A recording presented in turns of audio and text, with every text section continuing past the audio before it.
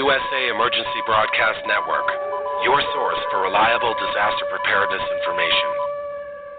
The views and opinions expressed on this program are not necessarily the views of this station, its management, sponsors, or other hosts. If you have any comments or suggestions about this program, please contact us at radio@usaebn.org. That's radio@usaebn.org. Welcome to Zeta Report here on USA Emergency Broadcasting Network. We're live first Mondays of every month. I'm happy to be rejoined by Nancy Leader from ZetaTalk.com. Nancy, are you there? I sure am, ready to go. Today we're going to talk about the Annunaki. What a chock-filled subject. This is not woo-woo tinfoil hat stuff either. It's just full of facts and evidence. You know, the giants of yore, and where have they gone, and might they come back? Before we start rambling, I want to read our standard disclaimer. In partnership with USAEBN, Zeta Talk and the Zeta Report will be discussing the challenges of living on a planet beset with change, rising seas, increasing earthquakes, and volcanic activity, weather gone wild, and the worry of what to do in a worst-case scenario. We will also inject Zeta Talk prophecy on what is coming next and advice on readiness plans and safe locations. Whenever Zeta Talk is quoted, please remember that prophecy is not fact. It is opinion. It only becomes fact when it happens. The Zetas are remarkably accurate but have been wrong on occasion. Bear that in mind. For more information on this subject, please visit ZetaTalk.com or the Zeta Report on YouTube. Questions from the chat and issues raised in the chat will be addressed toward the end of the hour after the main feature has been presented. The Annunaki, a race of 8-foot-tall giant men, is much of legend, but are they real? There is much evidence on Earth that they are real and lived on Earth and Mars in the past. In the opinion of the Zetas, they are a race of man, Nibiru, their home planet. And they are 50% larger than man because Nibiru has a gravity pull. They needed to be big, boned, and muscular to live there. Quoting Zeta Talk, ancient Egyptian gods, ancient Babylonian gods, the Visigoths of Germany, ancient Mayan and Incan gods are almost to a one particular individuals from planet Nibiru royalty, stationed on Earth to supervise mining operations. The legacy today is genetically dispersed throughout the Mid-Eastern countries, Germanic countries, and the South Seas, and is identifiable in those humans who simultaneously possess a large stature, a fierce temper, and strong musculature. Rather than being considered gods, they are often considered criminals. End of the quote. Samson, where the Annunaki did not evolve from apes on Earth, they are close enough genetically to man to be able to interbreed and have left their mark among men. Legends, of course, abound, including biblical legends. Goliah of Samson and Goliah was Annunaki, of David and Goliah. But David was a half-breed. Goliah was full, David was half. Samson was a full-blood Annunaki. Quoting Zeta Talk, Annunaki women were stationed with the soldiers to bear young. When one of them died in childbirth, the child was unwanted by the father. Adopted by a Hebrew couple who lied about his origin, he had status in the community but was also highly resented because of his size and strength and fierce determination. Thus he came under attack. The Samson saga is a true story. End of the quote from the Zetas. Legends of powerful human giants throughout the world are referring to the Annunaki. Quoting Zeta Talk, to the primitive humans who came barely to the waists of the strapping, handsome giants, they were gods. Ancient Egyptian gods, ancient Babylonian gods, the Visigoths of Germany, etc., individuals from Anunnaki royalty. My personal story is that I was introduced to a lineup of hominoid extraterrestrials, and also a bunch of different kind of extraterrestrial that were certainly not hominoid. And I was shown these people, or shown these lineups, and they saw me to get me used to this role that I'm in now, where I'm talking about different alien types. Anyway, in the lineup of hominids was this one big strapping guy. He looked like a Roman soldier. He had on this leather skirt, with the straps of leather hanging down, and wow, was he built?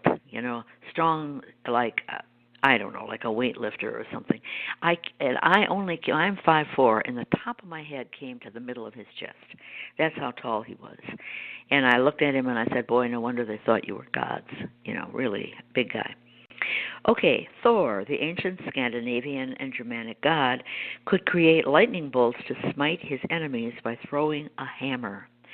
For the Zetas, he was Annunaki, and his hammer some of their technology. Quoting history.answers.com, Thor can be found in many of the early Germanic tribes and religious rites, being found in Scandinavian rituals as well as Saxon and Judas worship in England. The spread of belief in Thor is largely believed to have been brought upon by the Norman invasions throughout the northern Europe. Thor is most well known for his legendary hammer, Moginir, or the Crusher. When thrown, the hammer could cause lightning bolts to strike his foes. Do they live among us today? Yes, as hybrids in Patagonia, a very secretive tribe. In 1982, an extremely tall man was photographed in Patagonia, estimated to be 9 foot 8 inches tall. The incident published in Wiga magazine. This was followed by a recent photo capture on May 8, 2011, of a tall man silhouetted against the sky, also estimated to be 9 foot 8. The apparent drawings made by the early European explorers depicted large people. Quoting Zeta Talk on this issue, when the hybrid cluster encountered European explorers, they, like the American Indians, recognized a threat to their existence. Though at first they greeted the explorers and were curious, they withdrew and have kept themselves separate from strictly human society to avoid hostile reactions. In other words, this Patagonian tribe were hybrids, human Anunnaki hybrids, and gone native. They didn't stick with the Anunnaki, they took off. All right, now we go over to China.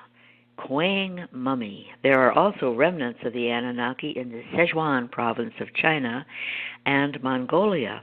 In the past, the Qiang people in China were over 7 foot tall and had odd front teeth in their narrow lower jaws, as archaeological digs show. The mummies recently discovered in China are dated to approximately 3,800 years ago, in recent times, and had a dairy diet not unlike the Mongols of today. These mummies had front teeth laid sideways to accommodate the narrow jaws. And if you can see the picture on the YouTube that I'm going to throw up, it's so obvious that the jaws, the teeth were to be human-sized, but the jaws were not. And in the front of the lower jaw, the teeth all go, sideways completely, like so many little fence posts. And because they're not crooked teeth, they just were forced sideways. So if you look at the photos of Mongols, there's those narrow jaws, high cheekbones, but narrow jaws. So there we are. The Mongols. Can the evidence of this Anunnaki blood be seen in Mongolia today? They are a hardy people, and many have thin, pointed jaws, unlike the round faces typical of the Chinese people. Genghis Khan, of course, came from Mongolia. His Mongolian horde rampaged across the Eurasian continent from coast to coast. His leadership was noted for intelligence and brutality toward the vanquished, both of which might be considered Anunnaki traits. Don't mess with the Mongols. The Qiang people live today in the Tibetan Plateau, just south of Mongolia. Genetic research reveals that DNA from this Mongolian horde can be found in the countries occupied. So it's not just the Qiang people who carry this DNA. We could have that anywhere. Genghis Khan roared, babies left behind. You don't know. So, and after all, the Anunnaki were worldwide. Where weren't they? They weren't just in Egypt. They were in Australia. They were obviously in South America, because of their practices, this business of ripping the hearts out to terrify people, the Mayan practices. Their crematoriums have been found worldwide. Their landing strip signals have been found worldwide. They were everywhere looking for gold and building their little, or I should say, big pyramids. But let's talk about the Great Pyramids. For most people, the primary evidence that the Anunnaki are real are the Great Pyramids, estimated to be 3,800 years ago. There's that date again. The QiangMummy, 3,800 years. Per the Zetas, it was used as a navigational device prior to the last pole shift. The Anunnaki were on Earth up until that time. They left about 4,000 years ago, and we'll get into that in just a bit, the quarantine, which chased them off the Earth. They were presumed to be burial chambers for the Egyptian royalty, but that's not what the Great Pyramids were for. They've never found any royalty buried there. That's just a presumption. Well, it must be a hidden chamber. But they only found an oil pool for reflecting light from long tunnels, drilled sideways into the pyramid. The light with the sun would come, or depending on where the stars were, it would shine down that long tunnel, and voila, it would reflect off that oil pool and could be seen by another tunnel, on the other side. So they found these little tunnels, and they found the oil pool, but they still can't figure it out. It was to sight Nibiru with a red light when it approaches at a certain angle. For the Zetas, the heads on Easter Island were an intimidation tool also. Those heads on Easter Island, long and thin, that's how the Anunnaki heads were shaped. Quoting Zeta Talk, the hominoids had long faces. The Eastern Island heads were designed to intimidate, as this appearance in the faces was and indeed is their facial structure. The ancient Sumerians. The ancient Sumerians documented the appearance and lifestyle of the Anunnaki. Via the Anunnaki, the ancient Sumerians were aware of our outer planets all the way to and including Pluto, long before mankind discovered Pluto. They counted their planets from the outside in toward the sun, where we go, from, Mercury, Venus, Earth, there's Mars, and, wait, blah, blah, blah, Pluto, right? Which we didn't discover until 1930. They counted the planets from the outside in. So this would be what they would encounter on the way back into our solar system. They would say, wait a minute, we're approaching, there's Pluto, okay, next, that's how they would count. When their home planet Nibiru came into the solar system periodically, every 3,600 years, ships would shuttle between Nibiru and Earth. Of course, there also had been travel going on between the Earth and the Moon and Mars. Landing strips to guide the shuttles were carved into the rock and can be seen today in Peru, in Tibet, and even in the marshlands of New Jersey. And it's amazing. I have the photos. I've covered this in my newsletters. There they are.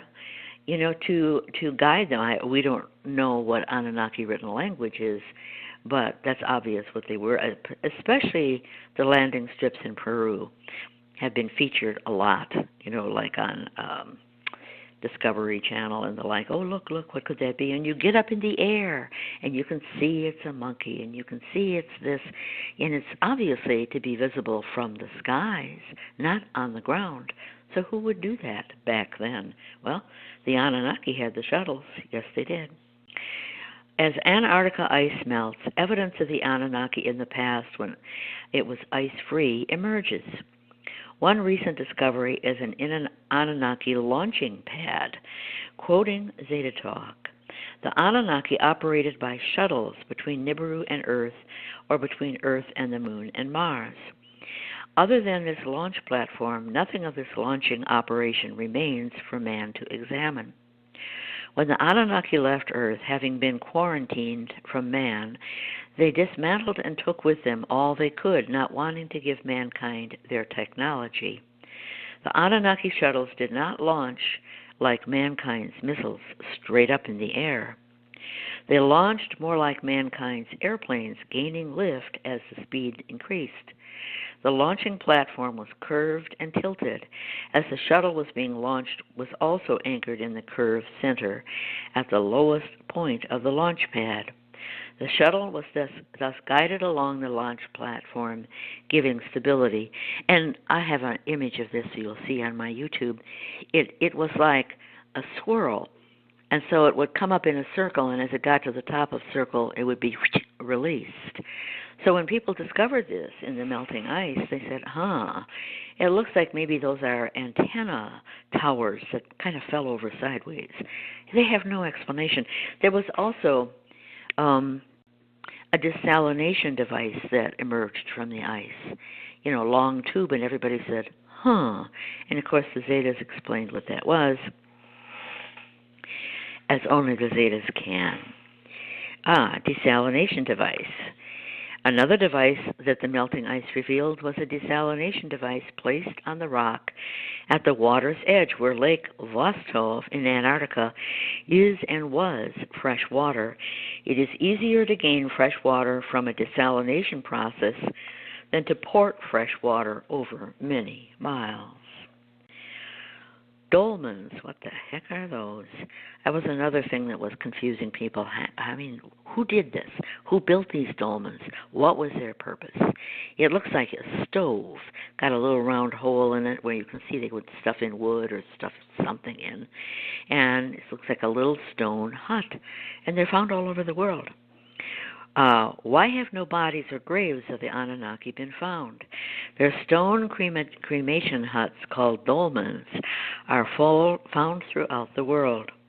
Quoting Wikipedia, it remains unclear when, why, and by whom the earliest dolmens were made. The oldest known dolmens are in Western Europe, where they are set in place around 7,000 years ago. Archaeologists still do not know who erected these dolmens, which makes it difficult to know why they did it. The largest concentration of dolmen in the world is found on the Korean peninsula, with an estimated 35,000 dolmen. Korea alone accounts for nearly 40% of the world's total. Wow. There are also dolmens in Karnataka, let's just say South India. I can't pronounce these. South India has a lot, too.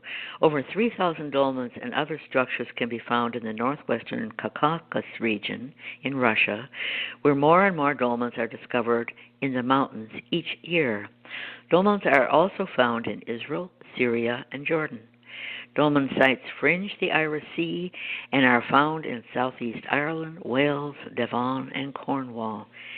Okay, they're just universal, as I said. I don't know why Korea would have so many. Maybe they threw them into spaceships, their little shuttles, and poured them over there. Maybe it was the dolmen, the crematorium for the Anunnaki. Who knows? Okay, their obsession with gold. We're still obsessed with gold. Humans are. You gotta have it. Gold. Oh, he gave me a gold watch. Well, what makes gold so precious? Platinum is just as sparkly, and silver, and other. Why gold? But we treat it like, we got that from the Anunnaki. They treasured gold, and for a specific reason. They were stationed on Earth and periodically on Mars because of their obsession with gold. The Anunnaki use gold to retain heat and light on their home planet Nibiru. Gold and dust puffed into the clouds above reflected the heat and light naturally generated from the core of Nibiru. The Zetas have described Nibiru as a smoldering brown dwarf, thus not a planet nor a sun, but having qualities of both. It is the Anunnaki's obsession with gold that is the base of mankind's obsession with gold. El Dorado, the lost city of gold, was just a place where a gold delivery to the Anunnaki home planet, Nibiru, was staged for delivery. Now, you'd think, when you understand that Nibiru looks like a reddish light blur up there in the sky, that the skies would be red dust, because I heard about this reflective quality, and I was taken there by spaceship by the Zetas, and we zipped under the cloud cover around Nibiru, and I looked up, and everything is cream-colored and very dense. They have no blue sky, and the clouds above them are not red dust at all. I was stunned. So what is this business about smoldering brown dwarf? I used to get into these arguments on SciAstro Usenet with the astronomers before the turn of the century, 2000, etc. And no, there is no such thing. If it's a brown dwarf, it has to be as big as Jupiter. No, it doesn't. Just because we don't have that in our description, doesn't mean it doesn't exist. I mean, a couple hundred years ago, it was flat Earth, right? What they're saying is it's a different chemical composition. They have breaks in the deep ocean ravines, and it doesn't just let up heat like our volcanic rifts do. It also lets up light, and this comes up through their surface and bounces off their cloud structure, and so they have heat and light when they're out there porting back and forth in their 3,600-mile voyage away from our sun. It helps retain the heat and light if they have gold dust, which they puff up there, apparently. Thus, their obsession with gold. The Anunnaki mined for gold on Mars, too, until they ruined it. NASA has long muted the colors in images retrieved from Mars probes and rovers. What's to hide? Green vegetation and blue skies, proving that Mars is and was a life-bearing planet. They have long been colored gray in the rover images returned. Now, how did they ruin it? Mars did have water. As you can see, the water slushing, the lake beds, etc. Oh, look, and then it ran here. Where did it go? Well, in order to wash the ore on Mars, the Anunnaki used water, and they ran it down in culverts underground, and then they emptied the lakes. And if you don't have water on a planet, you don't have an atmosphere, or much of one. Well, there's still something there, but basically not enough to sustain the Anunnaki, so they had to leave. NASA has sought to hide the Anunnaki past on Mars, as this proves that intelligent life exists elsewhere in the universe, and there is a long-standing cover-up over the alien presence. The face on Mars was obvious, for instance, but denied. Now there is speculation that gold dust can be seen in dried lake beds on Mars. Quoting Zeta Talk, the Anunnaki thoughtlessly washed their ore by running the surface water on Mars down culverts into underground caverns. And thus, by reducing the surface water on Mars, they reduced the atmosphere, making Mars virtually unlivable. As is known among those who pan for gold, washing this in a pan in a stream, gold ore is more prevalent as a fine dust, which often is carried away by the wash of water and does not sink to the bottom of the pan. End of the Zeta quote. Do we have more than a gold glitter to prove the Anunnaki lived on Mars? Oh, yes, we do. A goat's skull is proof to their prior stay. And this showed up in the rover images, and whether on purpose or by accident, it was released. The forlorn nature of these artifacts show that the Anunnaki are no longer on Mars, though. They are conducting robotically controlled mining for gold in the solar system. Phobos, a moon of Mars, was one location, and the robots shot down an approaching Russian probe because it did not have the right electronic signature. And this was recorded. And, here's the Russian probe, and it says, well, I'm approaching Phobos, or whatever it said. And all of a sudden, pachoo, and it's gone. It was shot at by something on Phobos. So there we are. And it's not just the goats that show up, a little mouse running. And this was released by an image the rover sent back. When the Mars rover sent back an image of a scurrying mouse, Zeta Talk said, "We have recently confirmed the skeletal head of a sheep on the Mars landscape, brought to Mars by the Anunnaki so they could have meat during their long stay between passages of their home planet Nibiru. Though their herds were expected to graze, they brought grain and nuts and dried fruits, which invariably have rodents, if only tiny and young. Rodents can live on moss and bugs and worms, which are good protein and are very adaptable, and they live there still. They're still alive." They also caught, another thing we had a photo of, some hawks that were brought to Mars to catch the mice, and apparently not the cats, but hawks, and they're still there too, and they were caught on these images.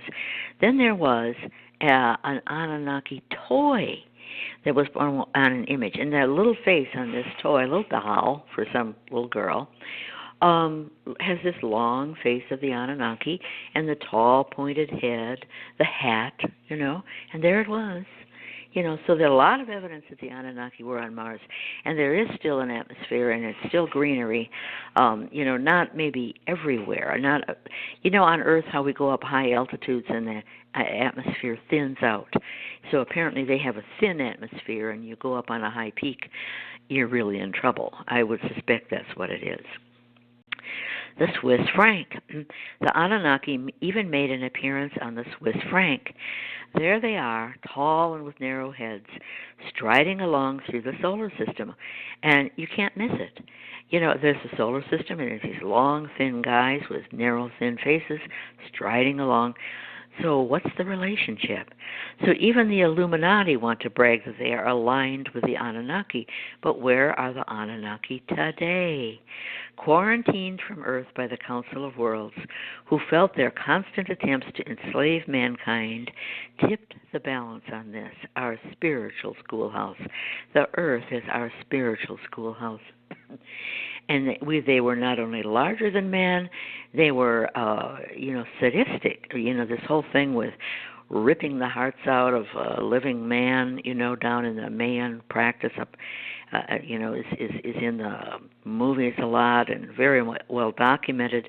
Well, they would intimidate like crazy, and so we weren't really having a balanced schoolhouse where you could go good-hearted or you could be selfish and nasty and 50-50, which way do you want to go? If you're constantly in terror, you're thinking selfish. If you yell fire in a crowded theater, nobody's thinking of somebody else. They're saying, how can I trammel Granny and the toddlers to get out the door because I don't want to be burned alive. So you start thinking of yourself if you're terrified, so that's tipping the balance. So the Council of Worlds stepped in, and we'll learn how they did it. The quarantine was put into place some thousands of years ago, but close enough in your recent past that contact with these alien life forms remains in your legends. They have no plans, despite fear-mongering among those claiming to be in contact with these folks, to return to Earth, which they consider a swamp.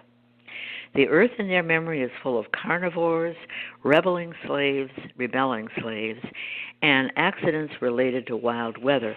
And to Zeta Talk quote, and in fact that's how the Council of Worlds chased them away. They would generate up ocean storms and sink their ships. And things like that where it just got harsh, and they said that Mars looked a lot better. So they went elsewhere. They left Earth around 4,000 years ago, which is, I think, how the Great Pyramids are dated, right around that time.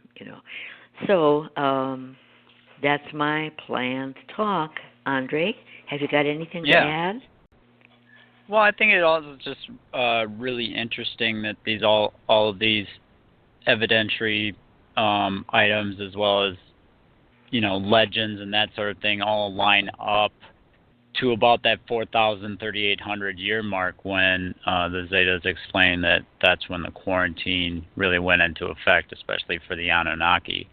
I know that Zechariah Sitchin has done a lot of work in researching the Sumerian tablets and sort of doing some of the attempted translations of that. But aren't most of his book series, the Planet, forget all the names of them, but it's based on Nibiru. Yeah, Nibiru is called wormwood in the Bible. It's called, Sitchin called it the 12th planet, and everyone says, where did that come from? Well, the Anunnaki counted the sun as a planet. And so when you count it, you know, we say, well, we have 10 planets, and they counted the moon, too, as a planet. So that would make 11, and where's the 12th? The 12th is the sun. So that's why he said it's the 12th planet. Or I don't know, maybe it's Nibiru is supposed to be the 12th planet. But in any case, they counted all of our planets and the moon and the sun as planets in addition to Nibiru. But there's so many different. Planet X is another one people refer to it as, because in 1983, when based on what the aliens told MJ12 around the time of Roswell, you know, that, it's coming in from the direction of Orion, the constellation of Orion, and blah, blah, blah.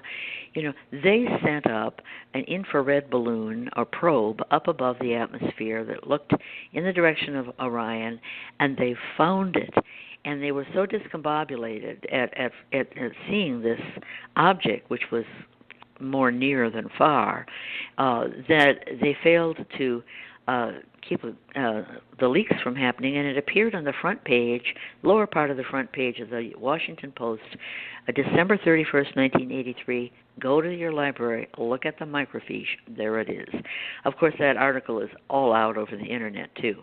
You know, it's near enough it could be our next planetary body, you know, after Pluto, but, you know, anyway, so then I have somebody from JPL quickly rushing forward saying, it's not inbound.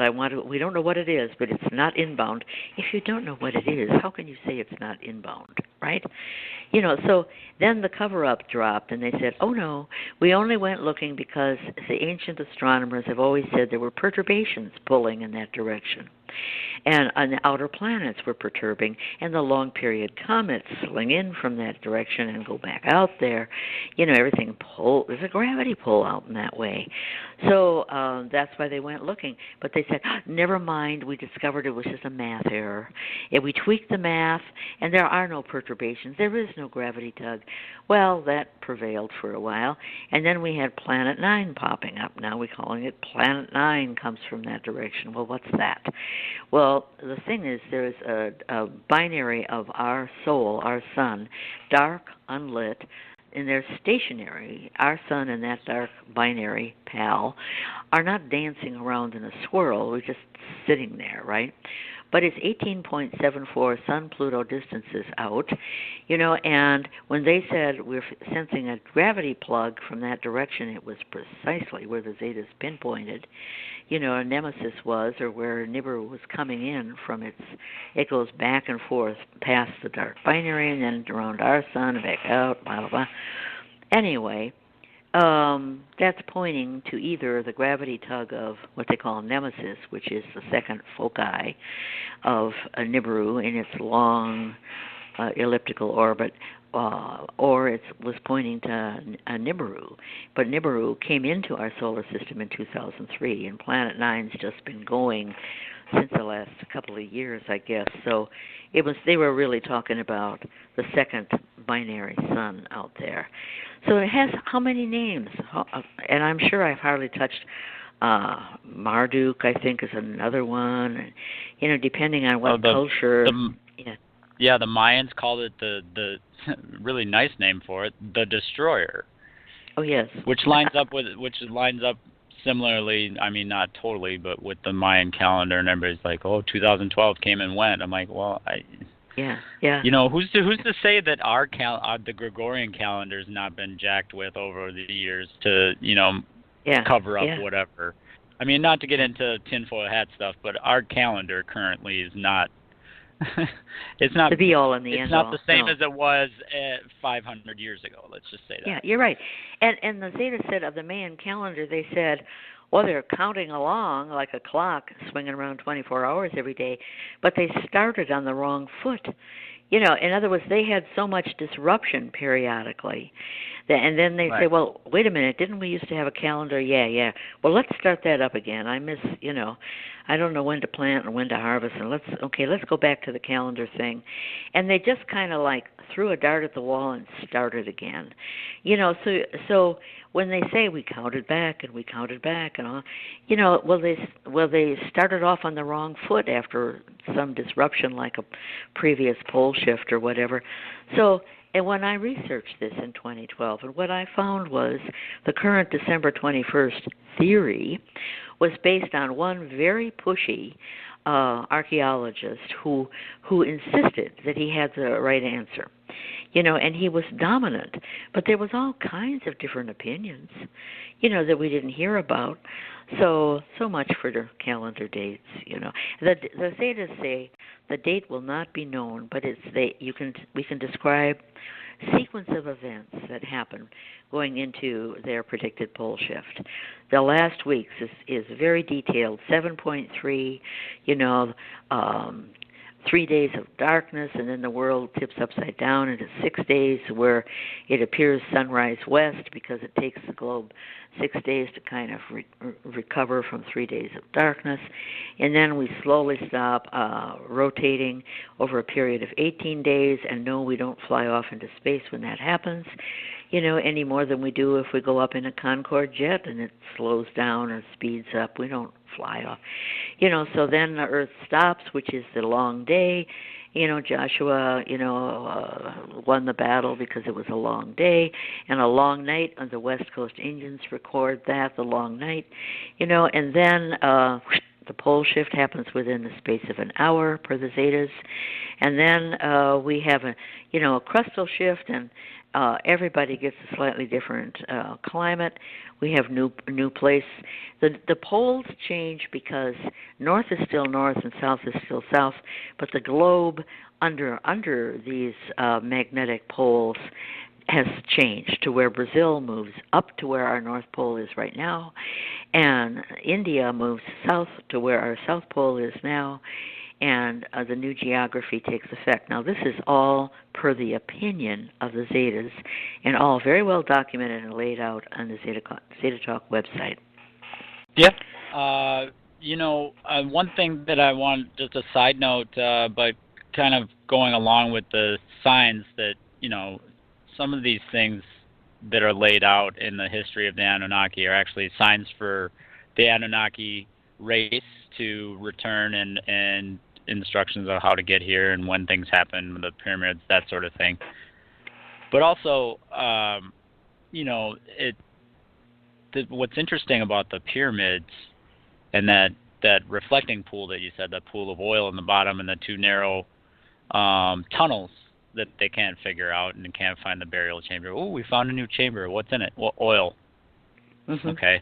Well, they can't figure it out, but, you know, as we get further into or closer to the passage of this incoming system, whatever you want to call it, we tend to call it Nibiru at this point, we're seeing more of a wobble evidence.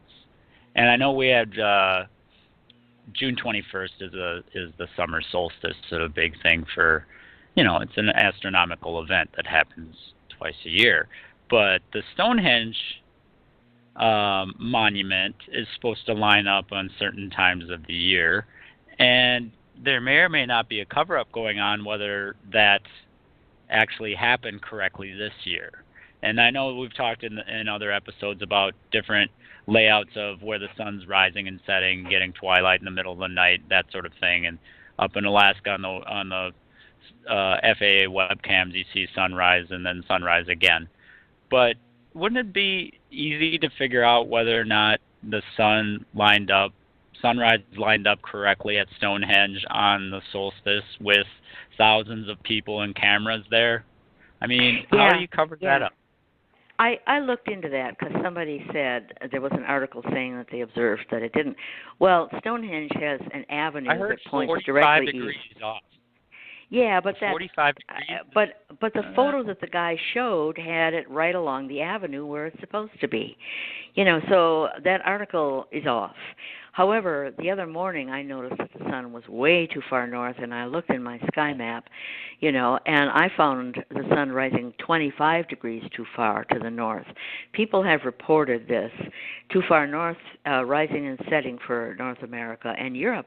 A woman in the UK said to me, 2:00 in the morning, she left work, and it was sun up. I mean, the sun wasn't in the sky, but it was dawn. You don't get that civil dawn until an hour before sunlight, and forget it, didn't rise. She was hours early. I have walked out at 9:22 the other night, about a month ago at night, and I was able to read a book out there. It was so light, and now our sun goes down like 7:30, and it should be 8:30 that's gone. No twilight, right?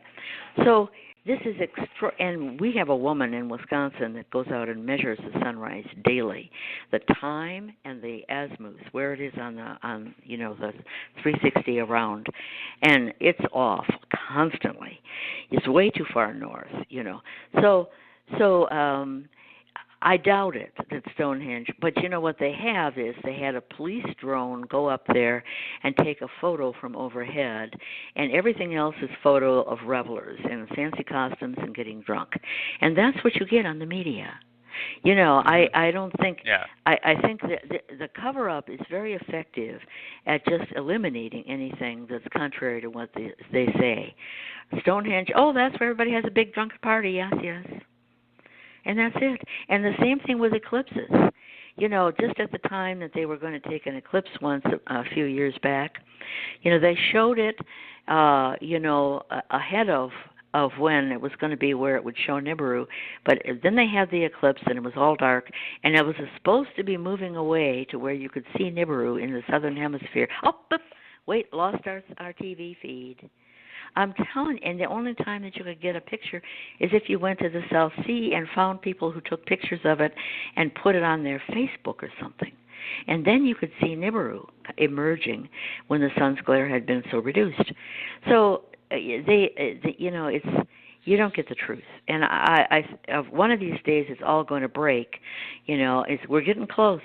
Something happened with Alberto's photos recently, about a month ago, and it's where the light would hit Nibiru, which is usually at the 4 o'clock position to the sun, and bent along with its bunch of moon swirls that cling closely to Nibiru itself, bent and went plunging straight down toward Earth in what looks like a floodlight of light. And he has consistently had that for the last month. And people are beginning to say, and they look at the 4 o'clock position to the sun during the day with regular photography, with their little cell phones or whatever, there's a very bright orb right there. Not a lens flare. I think that the Council of Worlds is stepping in with increased visibility. The wobble also is getting much worse, and maybe Putin and Trump can put their heads together and say, we just got to tell people, we got to prepare them. Well, I mean, we do what we do here at USA EBN here on the Zeta Report to, not really expose the information, but come forth with the information that we're tracking and then the preparedness around it. We've been talking about pole shift and Nibiru for quite some time. I mean, there's other episodes where we focus on survival techniques and that sort of thing, and you can go through all the YouTube and history of the Zeta Report and find that.